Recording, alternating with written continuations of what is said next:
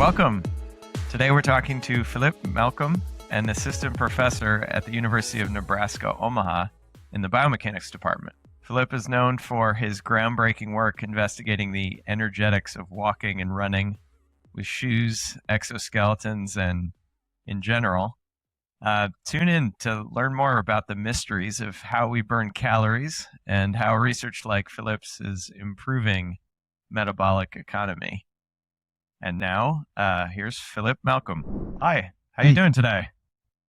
Good. Thank you for inviting me. Good to see you again. Absolutely. Yeah, this is exciting. I feel like it's been a while since we last connected. You and I met way back when at Carnegie Mellon, where you were a visiting scholar, and we got to work together on a few projects involving the control of lower limb exoskeletons and prosthetics. I know before that you were focused on shoes, which I've always been curious to learn more about. And since then, you've had some major breakthroughs, primarily with exosuit control. Lately, you've been going deeper into the fundamentals. I was wondering if you could share with our audience kind of a high-level overview of your career so far from your perspective. Yeah, I remember it was back in 2013 when I visited and we worked together in the lab where you were.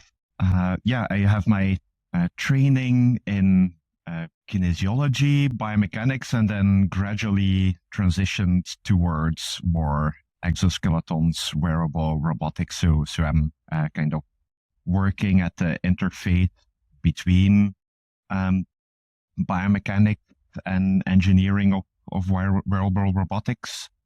My PhD was somewhat working on footwear, but actually mostly on understanding walking and running and how to transition between the two. We were also doing some footwear projects, and it was mainly because my advisor back then did a lot of consultancy projects for footwear companies. And that was actually what also kind of attracted me to biomechanics. I think like a lot of people, I'm very interested in sport and mostly endurance sport. And so I was like interested in running and studying running. But then we started using, and I think back then that was maybe somewhat more innovative. Your advisor, Steve Collins, worked on this, a group in Michigan.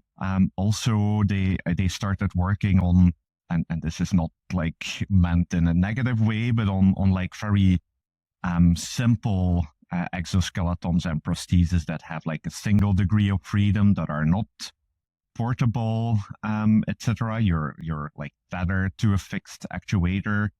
But are used to like really go much deeper on the human adaptation. And we did a study like that with our simple pneumatic exoskeleton in Ghent, did some studies in fact.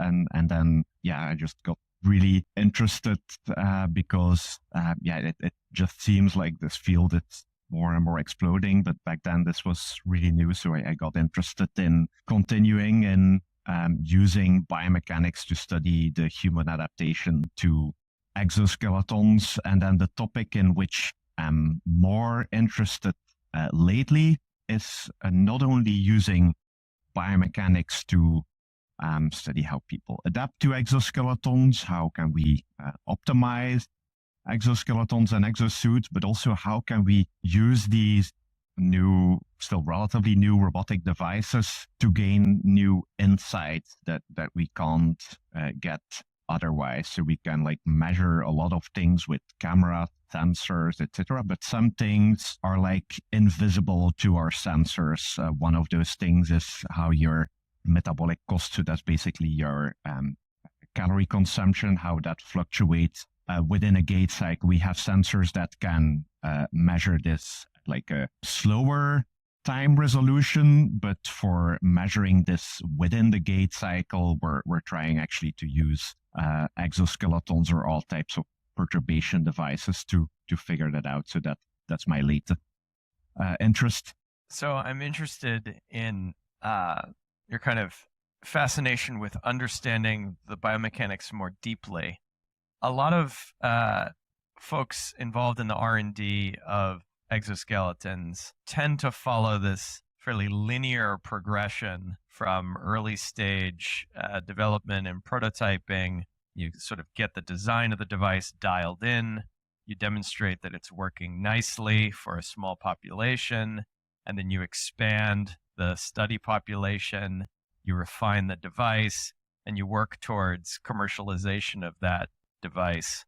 You've been the lead author on some pretty big studies in terms of impressive results with exoskeleton devices, but you have not at all gone in that direction towards building products, I guess.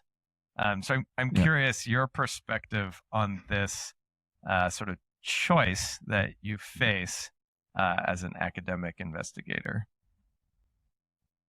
Yeah. Yeah, I feel in general I'm not the most practical guy, and apparently that reflects in my research. Also, I like to make things complicated, not overly complicated, but yeah, I haven't personally led anything that went on to like a simple, useful device.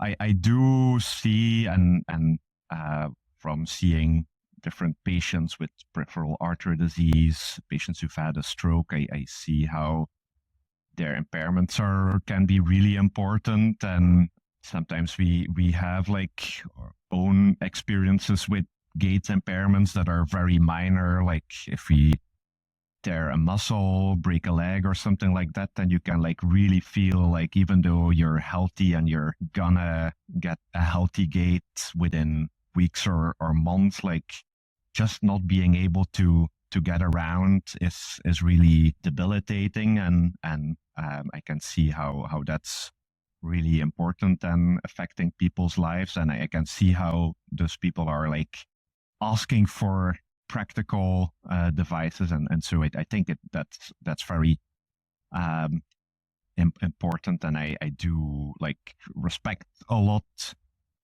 labs that go more the linear trajectory towards like just getting a product out there, and I see how that's also like very challenging. That comes like with all kind of challenges that I don't think about, like how to make the device safe, how to make it work under all kind of circumstances, regulation, how to make it affordable. We've actually started just doing some survey just to see what patients want, and that's sometimes not so obvious. We as academics are maybe interested in exoskeletons, but some patient groups might not want to wear it for reasons that you don't immediately think about. I do see that like a lot of those efforts are already ongoing. One of the advisors where I worked as a postdoc, Connor Wall, developed very advanced exosuits for persons with a stroke, and those are now really being used and shown to have certain benefits in clinical trials. I see that you are also working on these research grade exoskeletons, but also helping provide some more applicable ones become available through Humotech. So yeah, I certainly respect that and see that a lot of those efforts are ongoing. Yeah, my way to think about it is just like if there are already groups who are going this linear, practically oriented route, then maybe my way to innovate and contribute is just to try to find like, yeah, let's straightforward niches where we just focus on understanding things in a new way, and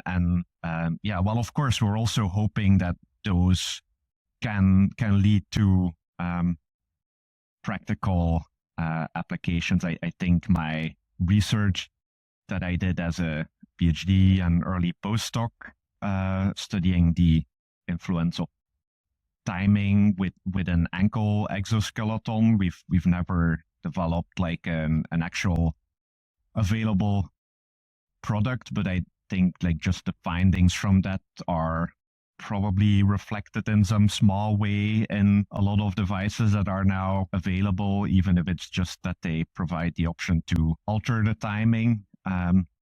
Our current research on getting a better understanding of the metabolic costs of different phases of the gait cycle, our underlying thought with this is that this could again allow to design better exoskeletons, but not only exoskeletons, all types of devices that help you better. Like if someone has an increased metabolic cost, and that can be very challenging. Many diseases like stroke, for example, increase metabolic cost on average by about 60%. So that would be almost the equivalent of carrying a backpack of 60% of your body weight with you.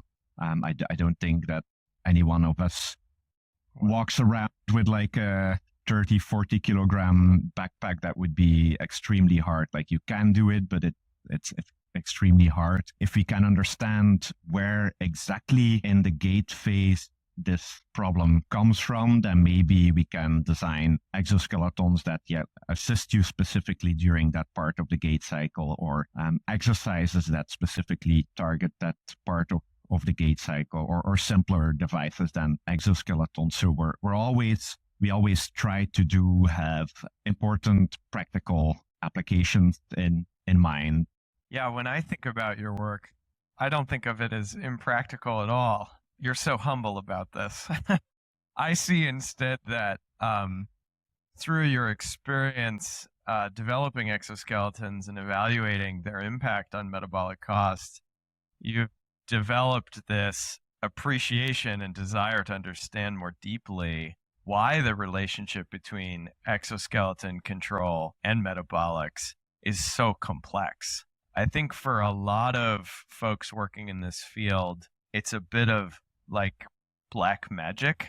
We test ideas and we see what the metabolic cost is, and it's not necessarily hypothesis driven, at least not in a detailed sense. And I think the progress in the field over the past couple decades has shown us that, well, simple models can kind of get us started on understanding how a wearable robotic system could be helpful to energetics. There's like additional layers of detail that we need to get into to understand how to make these devices more useful. And I think what's interesting about how you approach this is you're not trying to build physically realistic neuromusculoskeletal models of the human, which is an interesting area of work, and a lot of people are working on that. We've kind of approached the modeling in a very different, sort of simpler and more abstracted way that I think is interesting. So I don't know if you can describe this in a way that is intelligible to the layman, but I was wondering if you could kind of describe your approach to modeling, because it's really not something I think our listeners will be used to hearing. Yeah.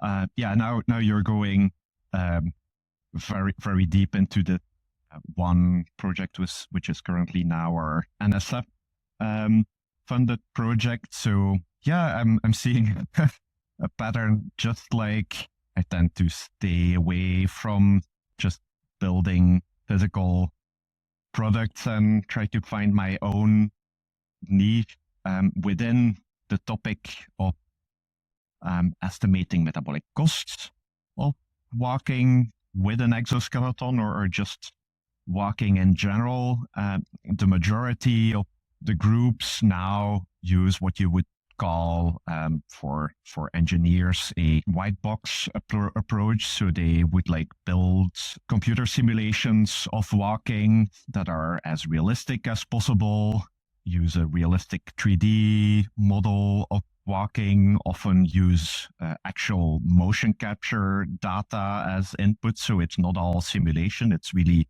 simulation plus experiments that are combined to estimate metabolic cost of walking with an exoskeleton. And these model-based methods can also estimate metabolic cost of different phases of the gait cycle. And yeah, it's impressive what he can do in a lot of cases. Those predictions agree relatively well with measurements of stride average metabolic costs, but there's certainly still some room for improvement. Those predictions, if you compare different model-based methods, those predictions can be quite far away from each other sometimes. And I think that the problem is once you go into, or the challenge once you go into a simulation-based approach, there's never like one method, there's never one simulation model of a human or one type of algorithm. You have to choose between different options that each have different assumptions. The easiest thing to visualize is most of these models work with a three-dimensional model of the skeleton and the muscles. And there's like a few of those, and you choose the one that's most similar to your participants, but you're like making an assumption that that model is representative for the age, the dimensions of your participants. So you have to do assumption after assumption. You have to choose which 3D model to use, which algorithm, which equations to estimate metabolic cost. And so we're trying to use a radically different approach, which also has its limitations and uncertainties, but at least I think it's very different. So nowadays, and I think especially this year, we're seeing that more in everyday lives. There's been a lot of advances in system identification algorithms like neural networks, etc.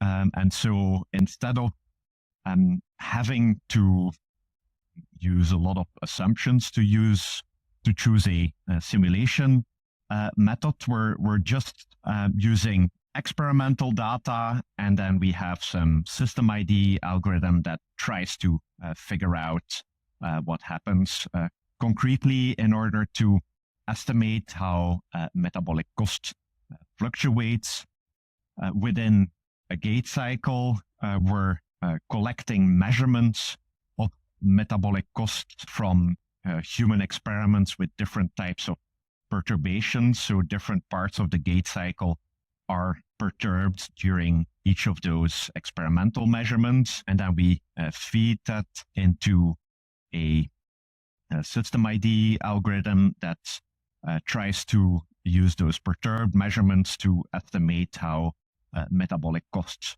fluctuates within the gait cycle. There's some relatively similar examples in like totally other fields of science, like for example in economics, they use system ID to predict how time series are going to fluctuate. So this is not entirely novel, but within biomechanics, we think this is a different approach than using these more realistic simulations. It's very different because we use less assumptions, and because of that, I think it's less like biased when we have an estimation. At least it's not determined by all those assumptions that we use. Certainly also has its limitations. It's very hard to verify if what we get is an accurate estimation, and we have some indirect ways to try to verify the accuracy of our estimations. It's fascinating. So in 10 or 20 years, as you've continued to flesh out these methods, what would you like to be able to predict? What do you want to do with these models? Yeah, I think I like the timeline 10, 20 years. That gives us a lot of time. Hopefully we get this much time.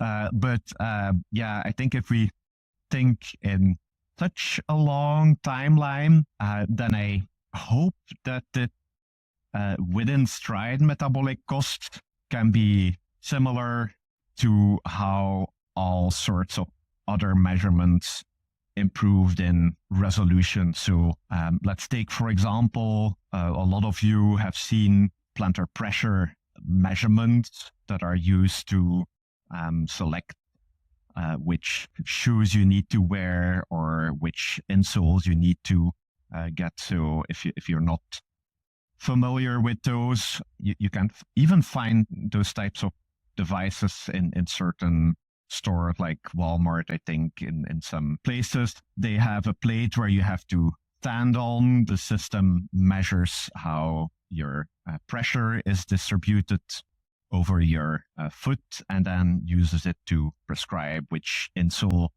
you need to wear. Those measurements used to be purely static back 40 years ago, actually, maybe up to 30, 20 years ago.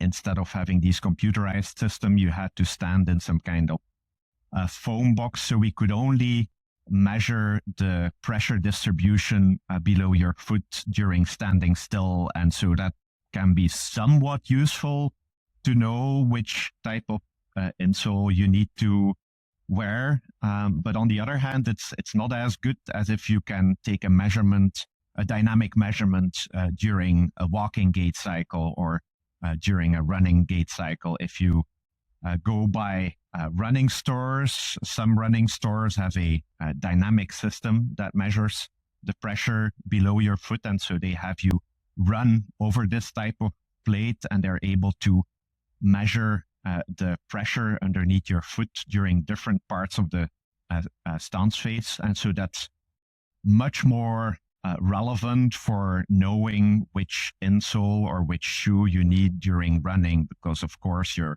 pressure beneath your foot during running is different than when you're just standing still. And so this is like a transition from a very low resolution static measurement to a dynamic measurement. And I think looking back, that happens for most of the measurement methods in biomechanics. Everything goes from dynamic to static and everything becomes faster and faster. Like we used to have still photography to try to understand how animals and humans move. Now we have high-speed cameras. We used to have very simple motion capture systems. Now those motion capture systems can measure things at a very fine time resolution. And so ideally, I think that right now, I think for practical applications, we only use what I would call static metabolic costs. So these computer simulations, they're usually only used, or experimental measurements are only used for estimating the average cost of a gait cycle. No one is really using the cost of individual phases. And so my ambition is that if we can develop methods that can estimate the costs of individual phases, that this will be useful for different applications, for deciding which shoes elite runners might need to wear, because maybe it helps specifically with their push-up or all kinds of assistive devices like AFOs. For example, those are ankle foot orthoses. These are used in a lot of impairments like stroke, peripheral artery disease, patients with just weak calf muscles. And so I can very well imagine that this type of orthosis has different effects on different parts of the gait cycle. So for example, it might actually help you with push-off, but it might actually increase the cost of your swing phase just because it makes your leg heavier. And so I think in 10, 20 years, having improved methods to be able to understand the effects of each of those phases will allow us to develop better exercises or better devices to target exactly where the problem is situated in the gait cycle. I love that you brought up the example of the shoe store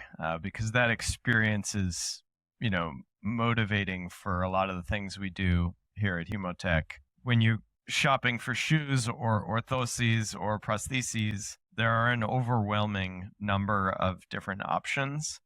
And given the practical matter of the time and cost involved in trying all of your different options, you wind up having to make a highly subjective decision. You may buy the product that looks the coolest or has the lowest price, or a product that maybe somebody has had success with. But you really don't typically have the opportunity to compare different solutions on the basis of some kind of an objective outcome. I feel like with the equipment we see in shoe stores now, we're getting there. But in my personal experience, it's still a bit of a frustrating process where the machine does some data crunching and the sales associate tells you, well, this is the shoe for you. Here it is. As the user, you don't get a lot of insight into what's going on. That's a bit of a tangent. But I wanted to also comment on how the work that we're doing, we're particularly focused on prosthetics and foot prosthetics and ankle foot orthoses. As you know, we're very interested in this question of metabolic energy consumption.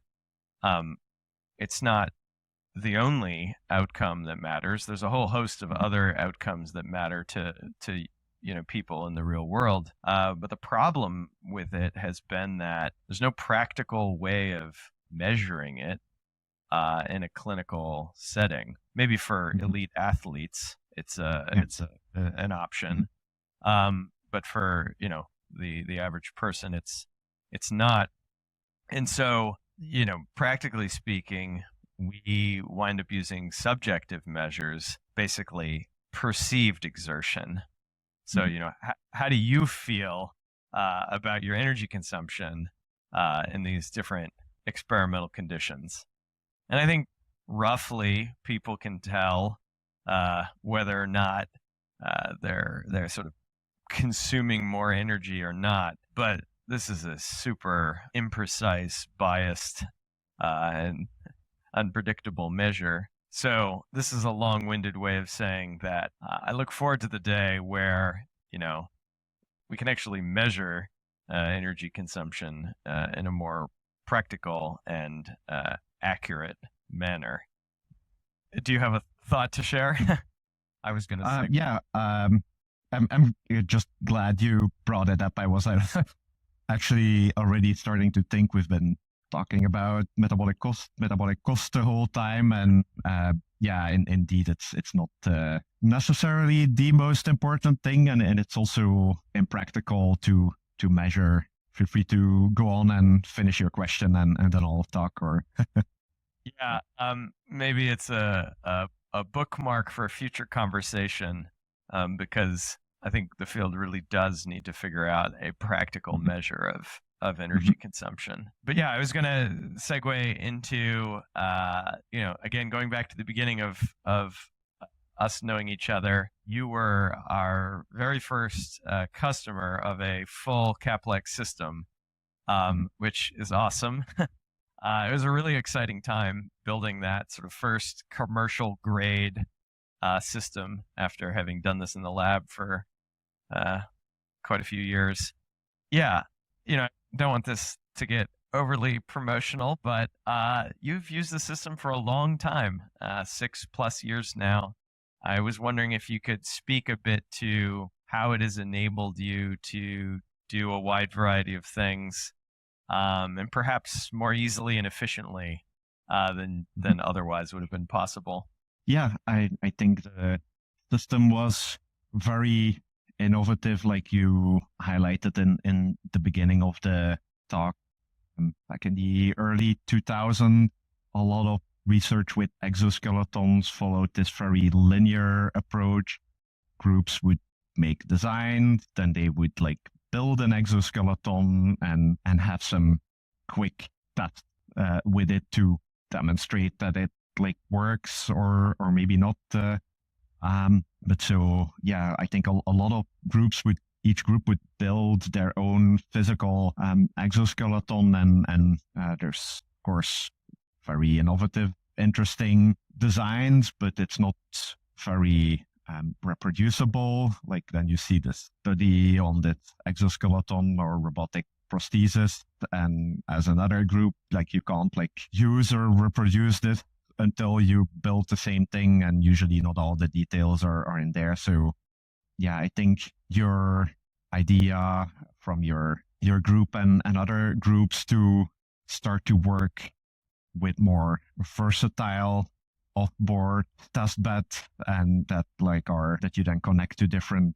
end effectors, that's just allowed to spend much more time on studying the biomechanics. So we did not have to build an ankle prosthesis. It was already there. We were able to do a first study with it that was mostly done by my former colleague Kota Takahashi. Yeah, very quickly, within I think almost 1 year, we were able to use the device and do a study, and then shortly thereafter do other studies. We started to work with a slightly different end effector, this waist tether that allows to pull at different types of the gait cycle at the waist.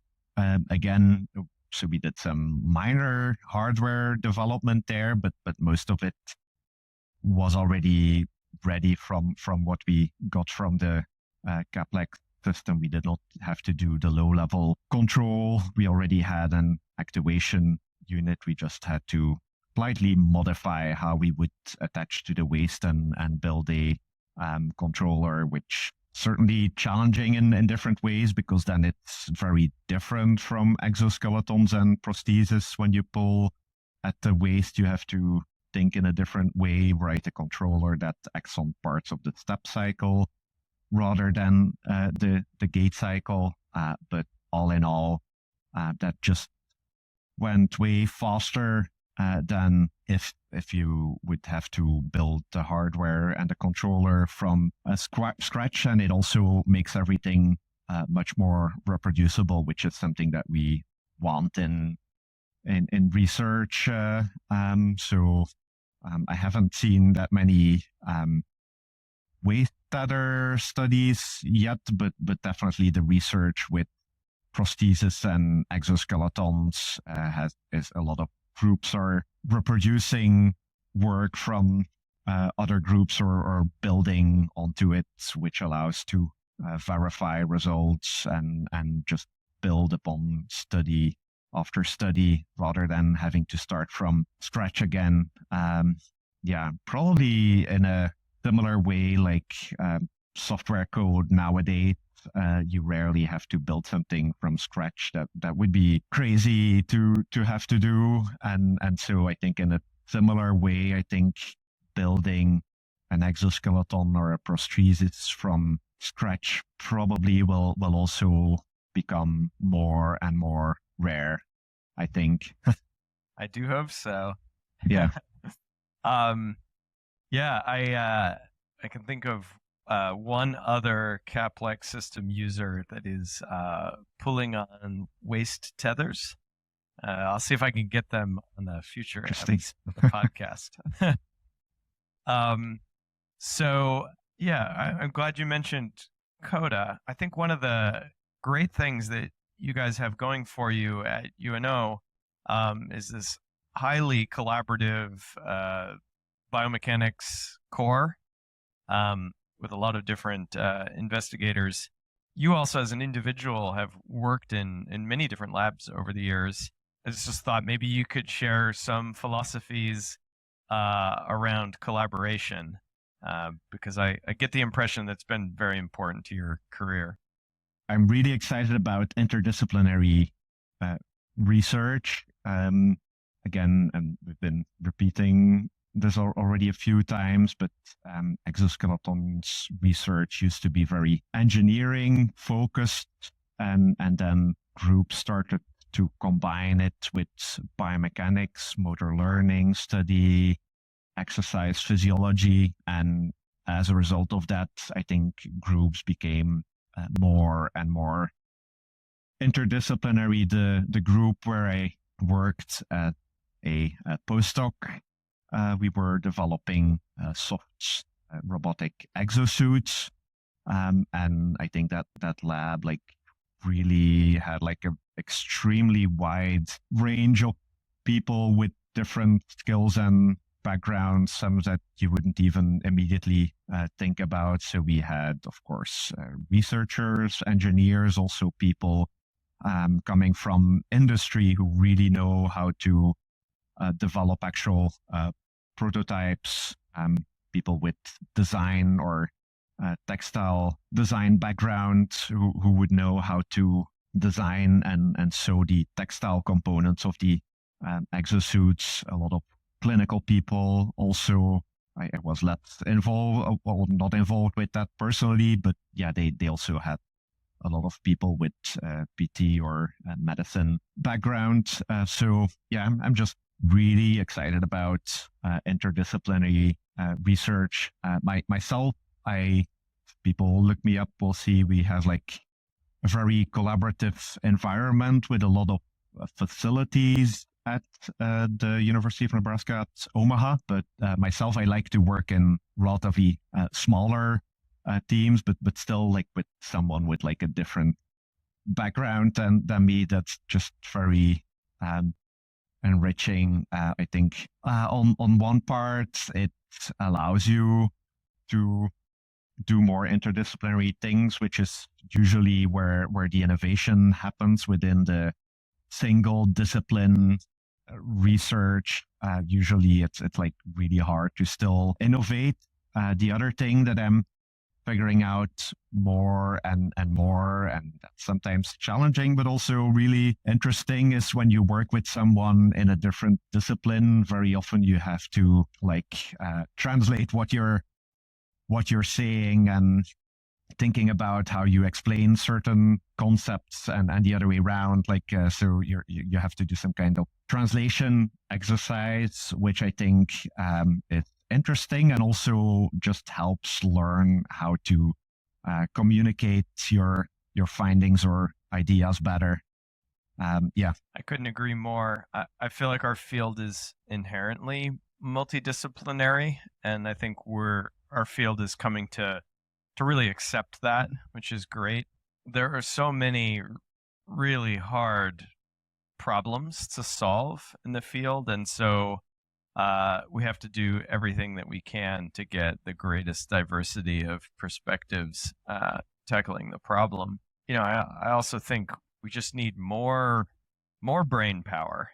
So we've worked really hard in the design of our system to make it accessible to just about anybody. And I think one of the things I'm proudest of is getting to work more and more with, universities and investigators that I've never heard of because they come from some other field. From our perspective, the field's certainly growing. We're also trying to get connected with folks earlier in their journey. So I feel like in the past, wearable robotics was something, only done by advanced PhD students at the most elite universities. And I think now today, getting involved in this R&D is quite a bit more accessible. We invite high school students to come intern at Humotech, and many of them have learned how to use the system. And we regularly work with clinicians who, may have a lot of experience working with patients who use these devices, but no experience designing or controlling them. And I've been amazed at how quickly folks can kind of get up to speed. So I think, though what we do is inherently complicated, and you can get into some technical weeds really fast, there's no reason for it to be. There's no reason why it should be hard to get involved. So that helps me segue into my next question, which is for folks listening who might want to get involved in your work. They're looking for a job or they want to collaborate on a project. How best to find Philippe Malcolm and connect? I don't have social media currently, but people can email me. The email address is bmalcolm, that's BMALCOLM @unomaha.edu. Or they can just Google our department. They can Google UNO Biomechanics, and they'll end up on the department website of the Biomechanics department at University of Nebraska at Omaha. We're a small university, but within this university have a really privileged position with amazing facilities, many different motion capture labs, practically all the tools that are available in biomechanics, treadmills, motion capture systems, machine shops that are fully equipped. So people can also look for the department website and just see what kind of interesting research on gait or prosthetics or cardiovascular biomechanics, etc., is going on there. Are you affiliated with some kind of clinical hospital or center? Within the University of Nebraska system, we are one of the campuses. And the medical campus is actually also in the same city in Omaha. Actually, I just rode my bike for 15 minutes from the medical center to here this morning. So it's really nearby, and a lot of our faculty have collaboration. So I think it's maybe kind of the best of both worlds. We have a department where we have a lot of space for labs and expanding. We're not like competing with another group for labs and space, but are really close to a medical center where we can collaborate to do experiments in patients, etc. So yeah, we really have a lot of facilities here in Omaha, and also more and more excellent people. I want to give a shout out to actually how cool the town of Omaha is. I've been privileged since I started the company to travel to a lot of different cities. And when I heard Philippe was going to Omaha, I had to remind myself where Omaha was. But some amazing memories visiting you there, including a really good mountain biking ride. So, most people, it exceeds people's expectations, and it's not like flat like people expect from Nebraska. We have a city center. It's a nice place. Nothing too special, but a really nice place to live. I have a really random question that maybe I should have asked you earlier, but it's bothering me, so I'm going to ask it. In my field, or in my world, which is all about tech and startups and entrepreneurship, by far and away, the hottest word right now is AI. Do you consider yourself an AI researcher? It seems to me that you're using many of the algorithms, but I guess you don't brand yourself that way. No, I wouldn't dare to say that I'm innovating in AI.